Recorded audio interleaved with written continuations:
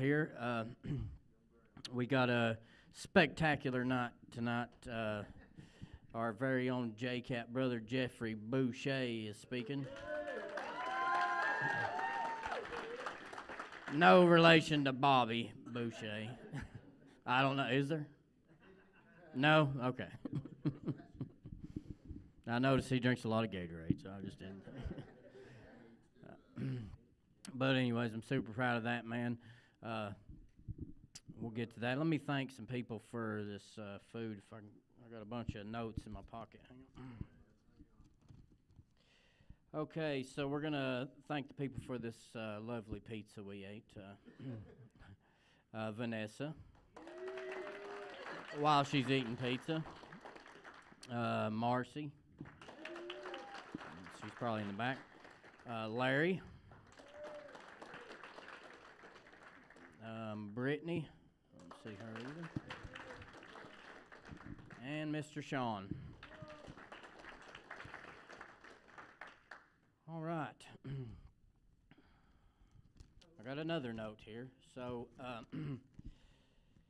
Jesse found this thing on TikTok, and it was beautifully rewritten, I'll say.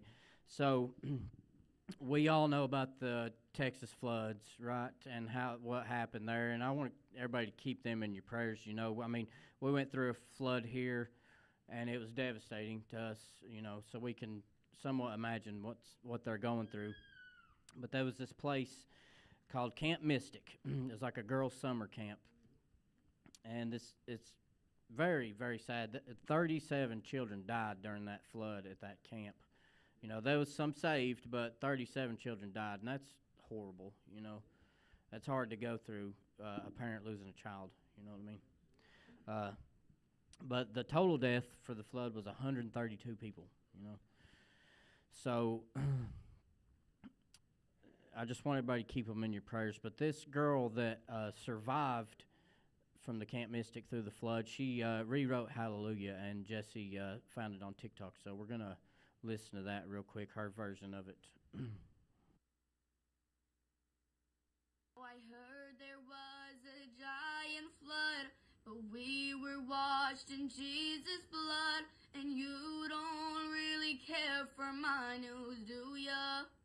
On July the 4th, 2025, the water rose and we went adrift, the baffled king composing hallelujah, hallelujah, hallelujah, hallelujah, hallelujah. Our faith was strong, you showed us love like only God from up above. Your prayers and hugs and love overwhelmed us. We cried, we prayed, we did our share. You clothed us, fed us, brushed our hair, and from our lips we drew the hallelujah. You say the water overcame, but I will never forget their names. No blame, no fault, so really what's it to ya?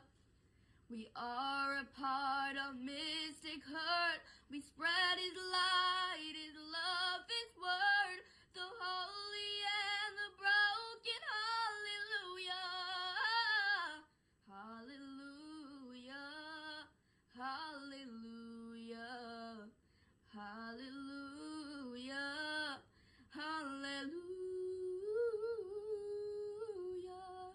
We did our best, we left a mark, a light that shines within the dark. I told His truth, I didn't have to fool ya. And even though it wasn't long, we stand before the Lord of songs with nothing on our tongues but hallelujah.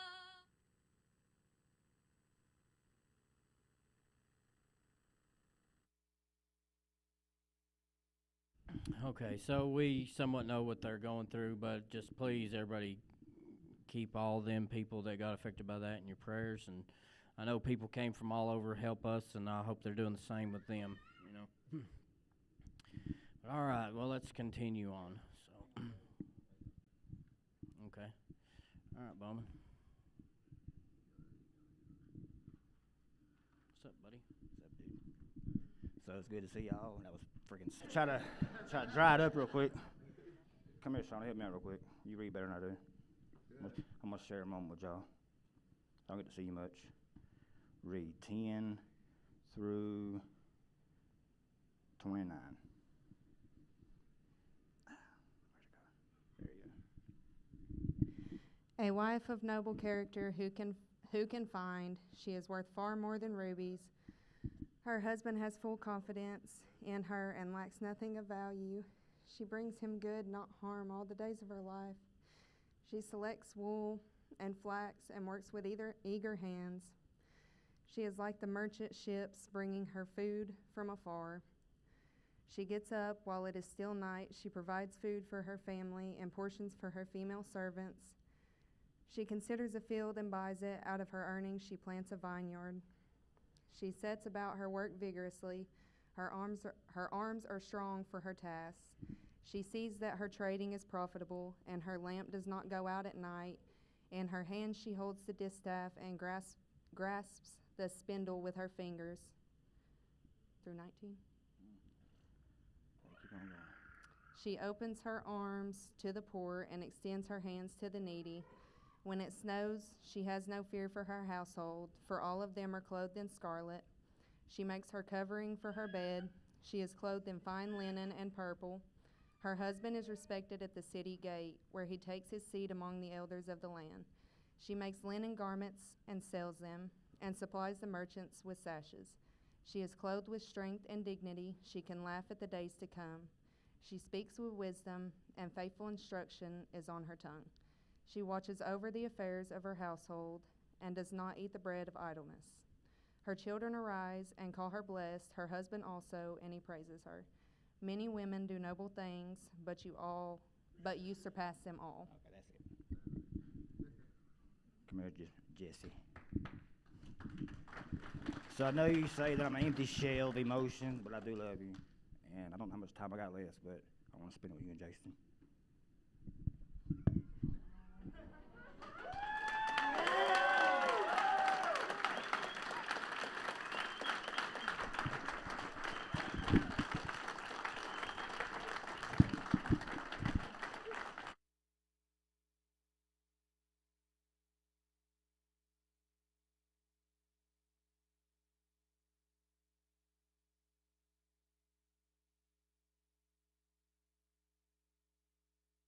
Look at my eyelid.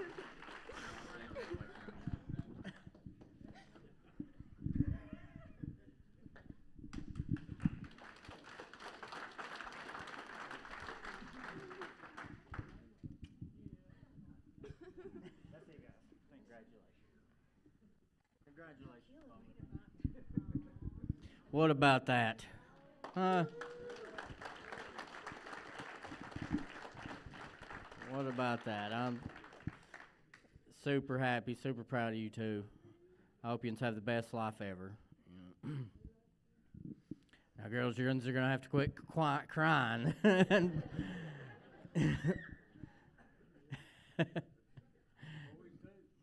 Yeah, yeah.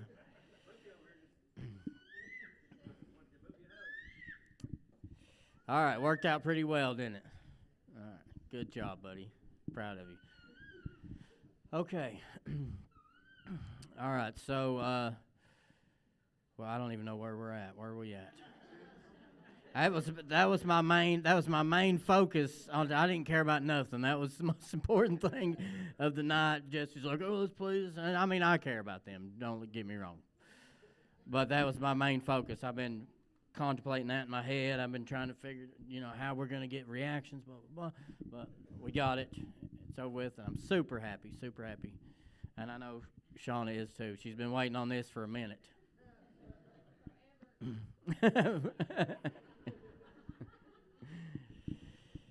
All right, so let's hand out some chips. I know there's a lot of clean time going out today, so everybody give a warm welcome to Shannon Crouch. What's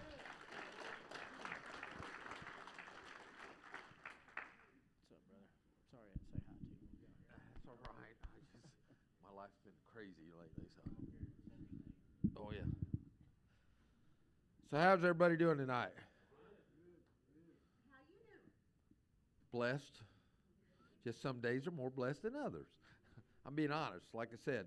And that's what I tell the people at work. You know what I'm saying? Some days are better than others. And some days are struggles.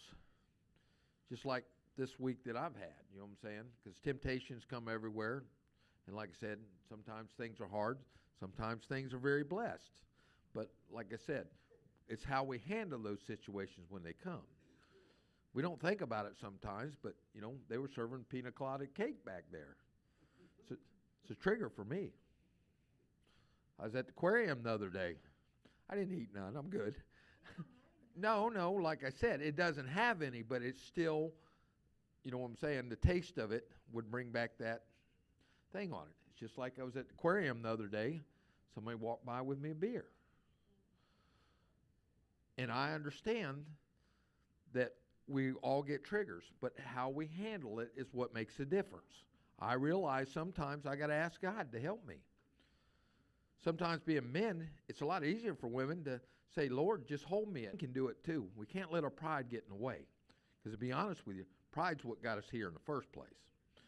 So, like I said, I just want you guys to remember, we've got to give it to God. It's a true relationship. Sometimes we got to pray and tell him, Lord, help me. I can't get through this. And what he will do is answer that prayer. He don't want none of us to fall. He don't want none of us to struggle. Everybody says our life's curved. We make it a curve. He tells us plain in his word that he wants to stay on the straight and narrow path to him. It's our choices that what makes us go left and right.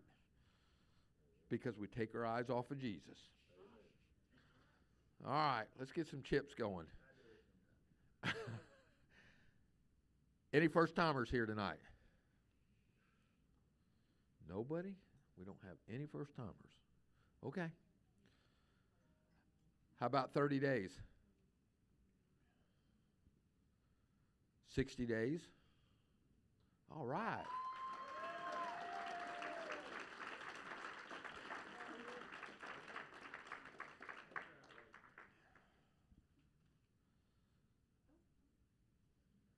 I was going to say, you're going to have to give Vanessa a hug now. That's what she does it for, the hugs.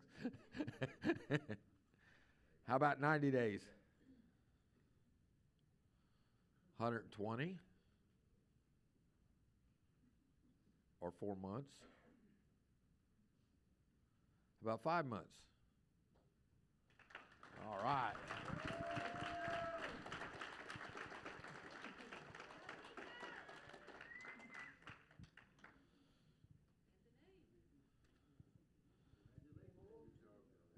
How about 6 months?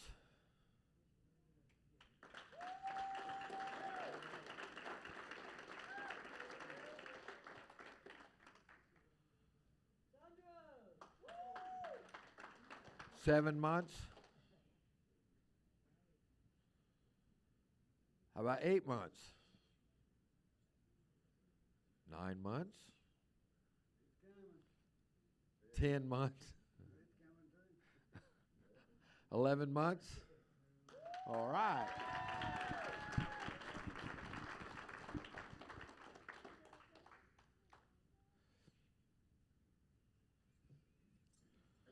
How about a year? 1 year. Anybody got 1 year? All right. How about 18 months? Okay. What about 2 years? All right, Jesse's going to come up and give the next one out because it's very special. Reminds me how long I've been here, too. But I'm blessed for you guys. The next person we're going to give a chip to is we got a year and 4 months right here. Come on with me. Yeah!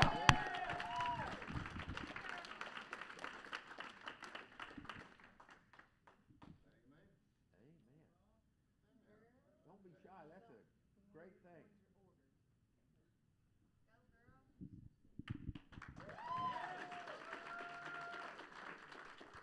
The next person we're going to give a chip to is a big inspiration to all of us here at JCAP. He's come a long way.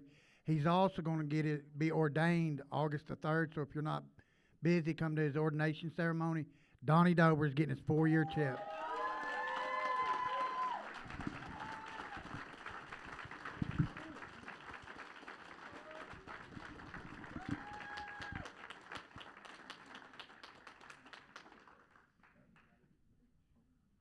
Love you, brother. So proud of you.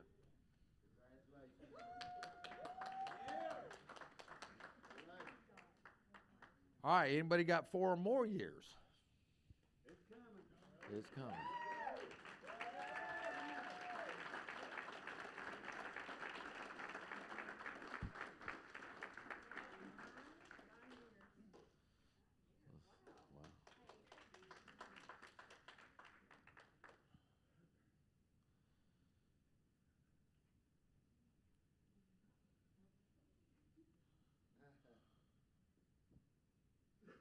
All right, well, we're doing this one more chance. Anybody here first timers?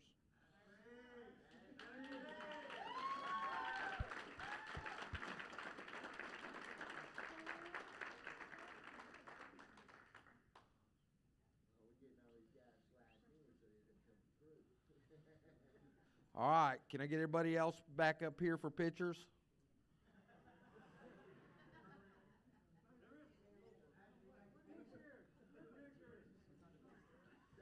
Congratulations. Thank you.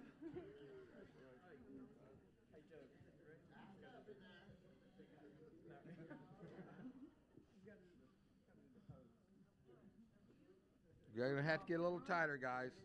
Come on up here, get a little tighter. Get a little tighter. There you go. Congratulations. Ready? Smile, eyes open, girl. Jesus.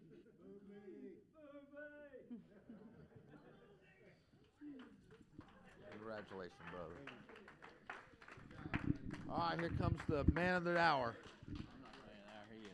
I know it. You're the best MC. Master of ceremonies up here. All right, one more big round of applause for everybody who got a chip.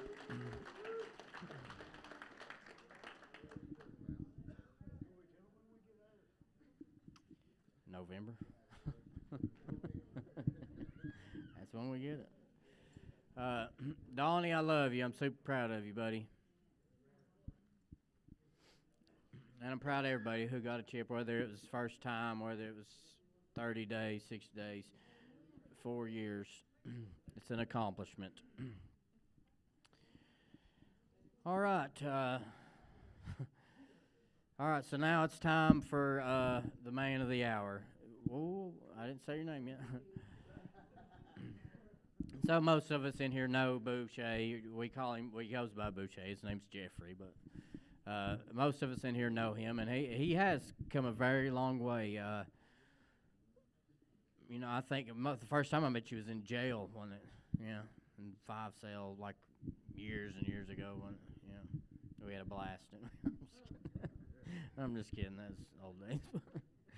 Anyways, the man he is now from the man he was then is totally different. You know, I mean, people tell me at work, supervisors tell me at work, Boucher's good, ain't he? Boucher's a good worker, ain't he? I don't know if I've ever told you that, but people come up to me all the time, Jacqueline and Jeff, and they all come up to me and say how good of a worker you are and how responsible and dependable you are. It makes me super proud to hear stuff like that. It does.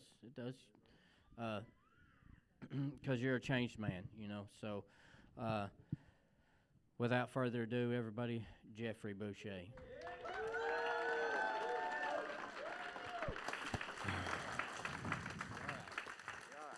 Hello, everybody.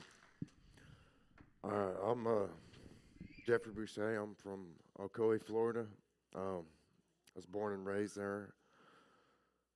So, you know, before I was 10 years old, I probably had a couple near-death experiences. I'd never been pronounced dead, but, you know, it's like drowning. I'd been hit by a car. I think I drowned a couple times. I've been hit by a car. So, you know, when I was growing up, I was always trouble for my parents. You know, I stayed grounded if my grades weren't good. So, you know, once I started getting a little bit older, the man that raised me, he's really like my father. Um, if he sees this, I hope that he knows that I'm sober now. So maybe we can start talking again.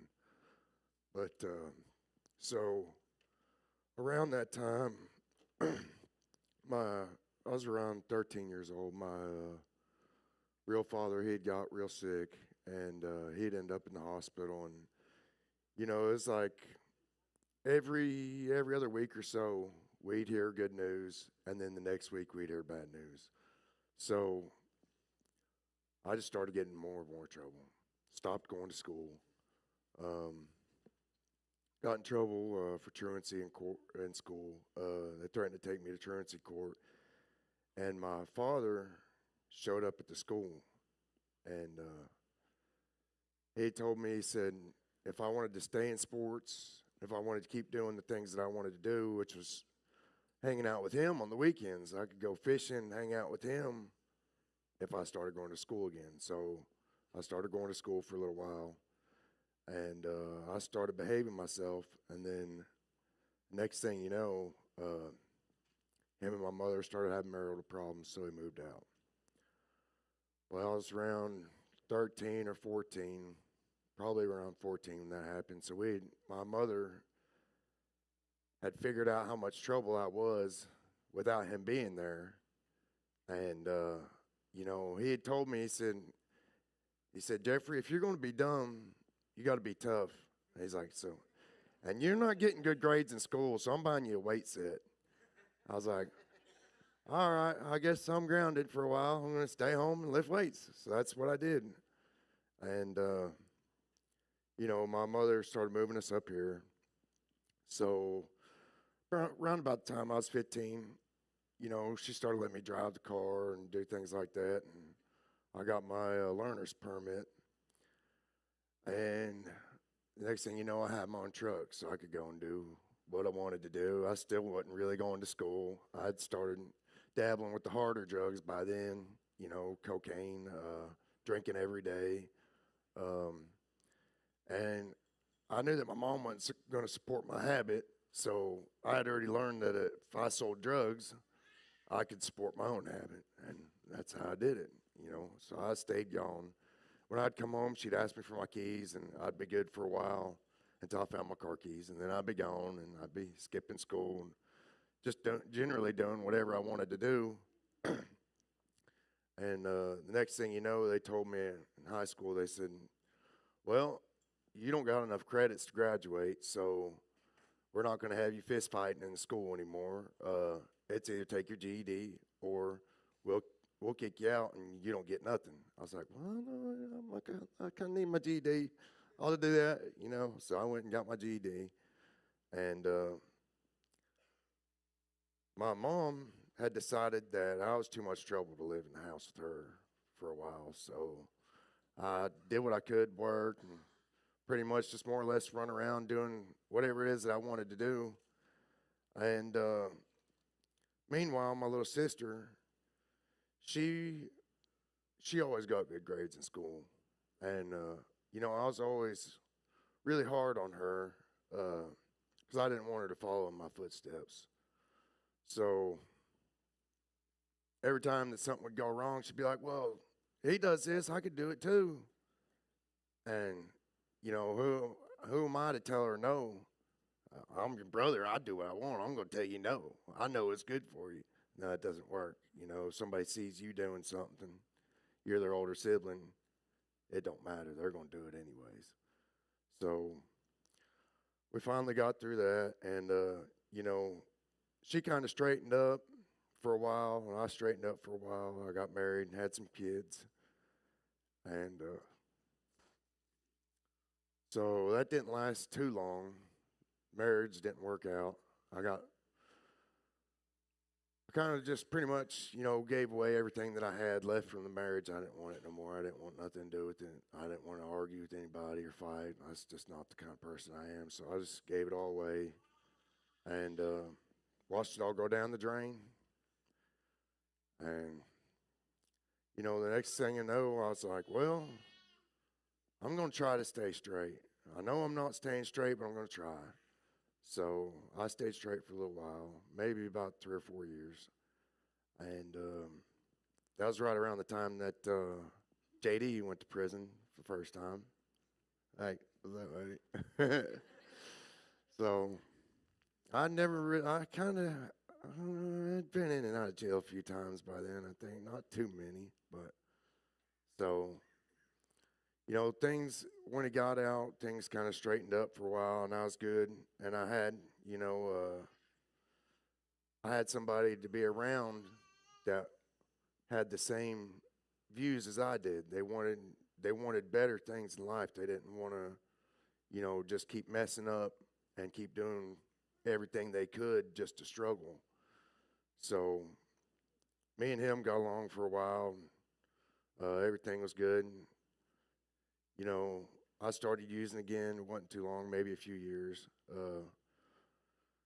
So now I've got a year sober.